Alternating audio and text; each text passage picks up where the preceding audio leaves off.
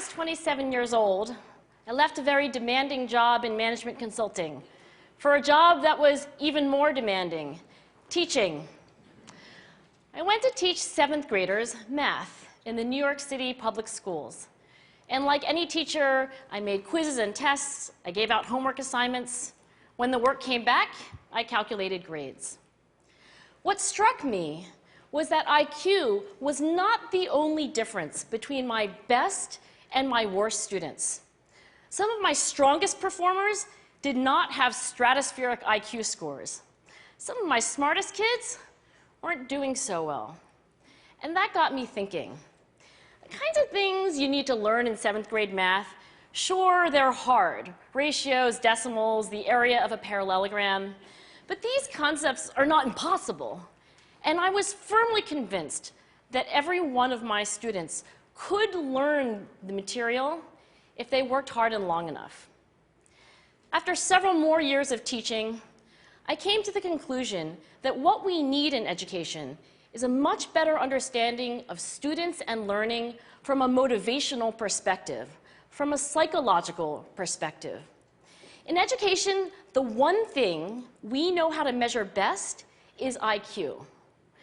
But what if doing well in school and in life depends on much more than your ability to learn quickly and easily? So I left the classroom and I went to graduate school to become a psychologist. I started studying kids and adults in all kinds of super challenging settings. And in every study, my question was, who is successful here and why? My research team and I went to West Point Military Academy. We tried to predict which cadets would stay in military training and which would drop out. We went to the National Spelling Bee and tried to predict which children would advance farthest in competition. We studied rookie teachers working in really tough neighborhoods, asking which teachers are still going to be here in teaching by the end of the school year. And of those, who will be the most effective at improving learning outcomes for their students? We partnered with private companies asking which of these salespeople is going to keep their jobs and who's going to earn the most money. In all those very different contexts, one characteristic emerged as a significant predictor of success. And it wasn't social intelligence, it wasn't good looks, physical health, and it wasn't IQ. It was grit. Grit is passion and perseverance for very long-term goals. Grit is having stamina. Grit is sticking with your future, day in, day out, not just for the week, not just for the month, but for years, and working really hard to make that future a reality. Grit is living life like it's a marathon, not a sprint. A few years ago, I started studying grit in the Chicago public schools. I asked thousands of high school juniors to take grit questionnaires, and then waited around more than a year to see who would graduate. Turns out that grittier kids were significantly more likely to graduate, even when I matched them on every characteristic I could measure, things like family income, standardized achievement test scores, even how safe kids felt when they were at school.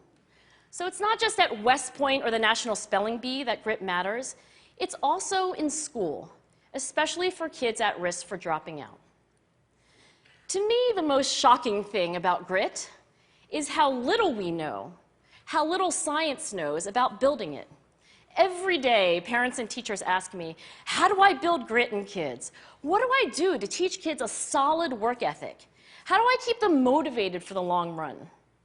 The honest answer is, I don't know. What I do know is that talent doesn't make you gritty. Our data show very clearly that there are many talented individuals who simply do not follow through on their commitments. In fact, in our data, grit is usually unrelated or even inversely related to measures of talent. So far, the best idea I've heard about building grit in kids is something called growth mindset. This is an idea developed at Stanford University by Carol Dweck, and it is the belief that the ability to learn is not fixed, that it can change with your effort. Dr. Dweck has shown that when kids read and learn about the brain and how it changes and grows in response to challenge, they're much more likely to persevere when they fail because they don't believe that failure is a permanent condition. So growth mindset is a great idea for building grit, but we need more. And that's where I'm going to end my remarks, because that's where we are. That's the work that stands before us. We need to take our best ideas, our strongest intuitions, and we need to test them. We need to measure whether we've been successful, and we have to be willing to fail, to be wrong, to start over again with lessons learned. In other words, we need to be gritty about getting our kids grittier. Thank you.